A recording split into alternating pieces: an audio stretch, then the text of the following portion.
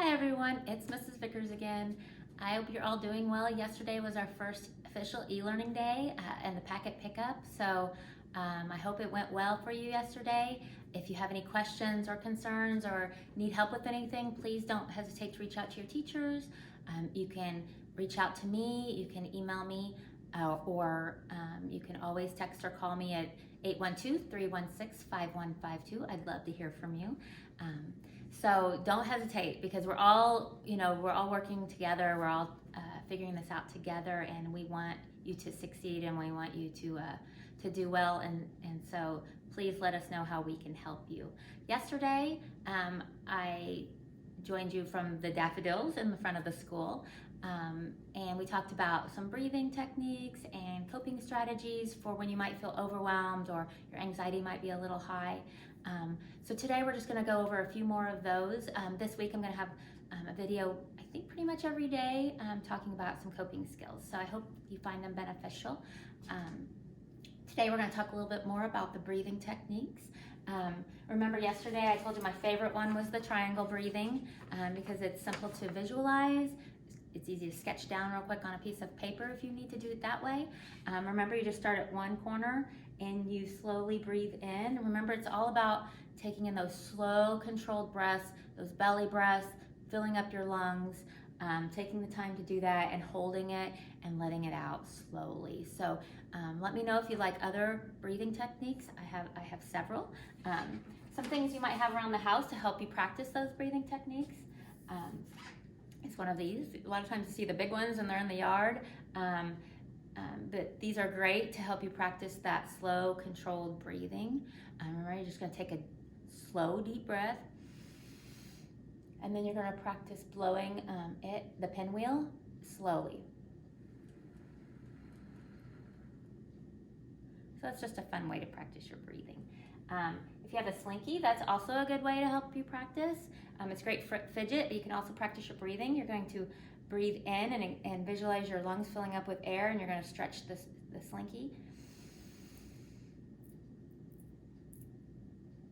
And then you're going to let out the breath slowly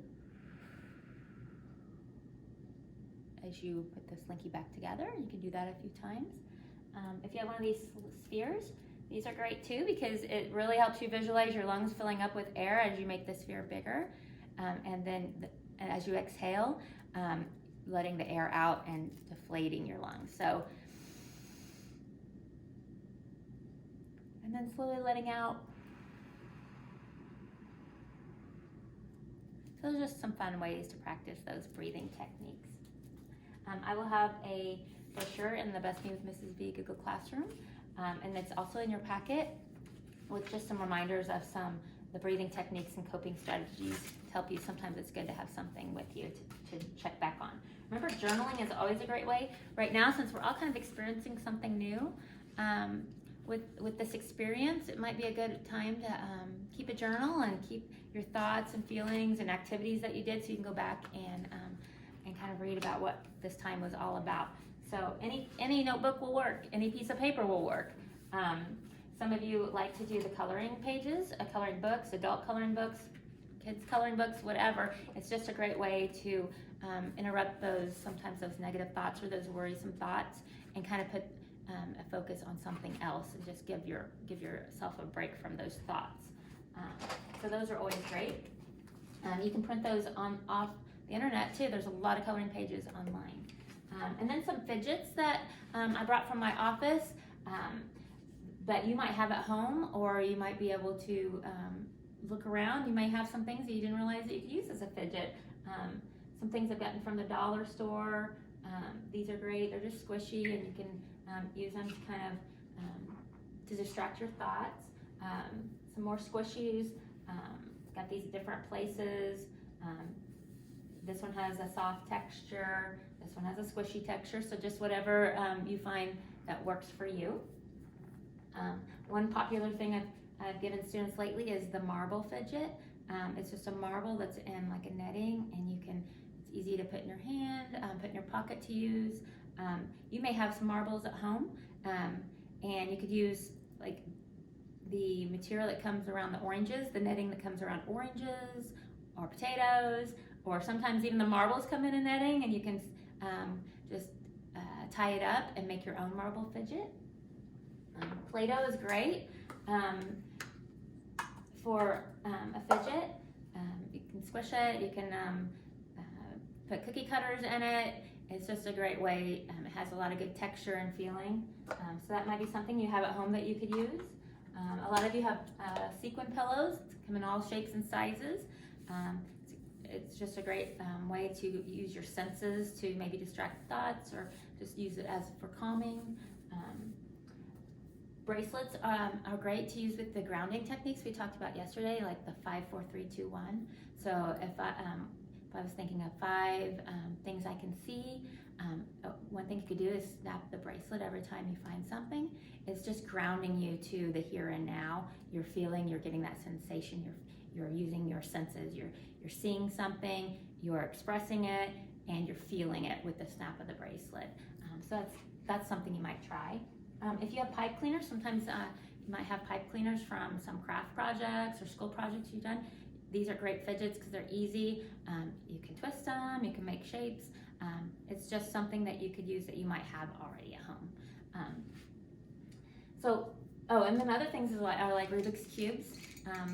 It's just refocusing your brain on some different thoughts. So focusing your brain on some, giving it a job to do instead of focusing on some negative or worrisome thoughts. So that's a great thing you might already have at home. You can take that out. I've had a lot of students saying that they feel kind of bad about maybe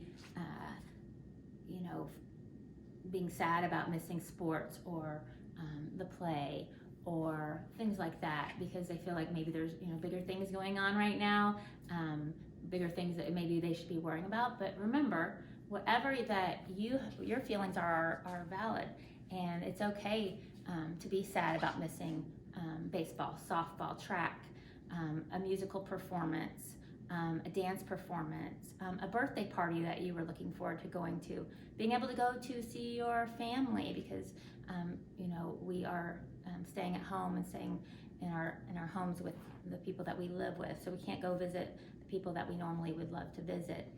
It's okay to feel sad about those things. It can be a grieving feeling that it's a loss of what you could have or what you were expecting to have, and those are all normal feelings. Just make sure that if you're really struggling with those feelings and find yourself not being able to, because it's okay to live in those feelings for a little bit, but then to refocus your thoughts on some positive things, or using coping strategies to help you get through those sad feelings. But if you're finding you're not able to, then it's important to reach out to a trusted adult, reach out to somebody and let them know that you're having a little bit of a hard time with that. But those feelings are normal. I'm missing my son playing baseball. It's not the biggest thing that's going on right now. I feel about it for a lot of people right now. But I do miss my son playing baseball. He misses playing baseball right now. So I'm wearing my baseball shirt today. That kind of gives me a little boost and a little pick-me-up. So just doing those kinds of things to help us. We're helping each other. That's the important thing, that we help each other through these times, because we're all experiencing it for the first time. So use your coping strategies. Reach out when you need more help. Stay in touch with the people that can keep, help boost your mood and your spirits. And let us know how we can help. Look for the videos I'm going to be having the rest of the week, and thank you for participating in the Best Me with Mrs. V Google Classroom. I enjoy reading all your comments and the positive things you are putting in there, so thank you for participating, and I will see you soon. Bye-bye.